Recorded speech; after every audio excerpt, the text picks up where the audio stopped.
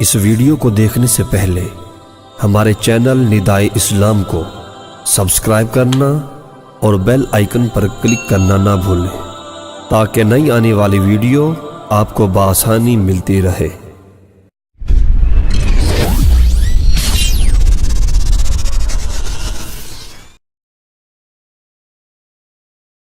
ندائے اسلام کے دوستو بزرگو، السلام علیکم ورحمۃ اللہ وبرکاتہ۔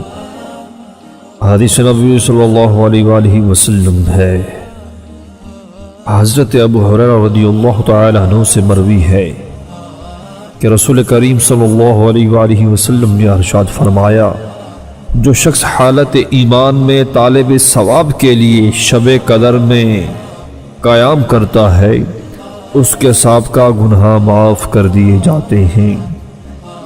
ایک مرتبہ رمضان کا مہینہ آیا تو رسول اللہ صلی اللہ علیہ وآلہ وسلم نے ارشاد فرمایا کہ تمہارے پاس یہ مہینہ آیا ہے، اس میں ایک ایسی رات ہے جو 1000 مہینوں سے بہتر ہے۔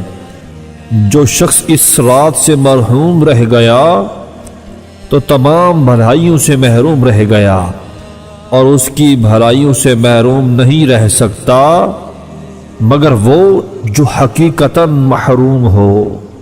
لہذا مسلمانوں کو چاہیے کہ ایسی عظیم الشان رات میں خوب عبادت کریں اور 73 سال 4 ماہ عبادت کرنے کا ثواب ایک ہی رات میں حاصل کریں۔ اپنے تمام گناہوں سے توبہ کرے، اللہ رب العزت معاف فرمائے گا، مگر 4 قسم کے لوگ ایسے ہیں جن کو رب تعالی عز و جل معاف نہیں کرے گا۔ ایک جو شراب کا عادی ہوگا، نمبر 2 جو والدین کا نافرما بردار ہوگا، نمبر 3 قطع تعلق کرنے والا یعنی کہ رشتہ داروں کو کاٹنے والا، نمبر 4 آپس میں بغض و کینہ رکھنے والا۔ دوستو، اگر ہو سکے تو اس رات کے اندر اپنے تمام گناہوں سے توبہ کر لیجئے اور رب کے حضور پیش ہو کر عاجزی اور انکساری کے ساتھ گناہوں کی بخشش طلب کیجئے۔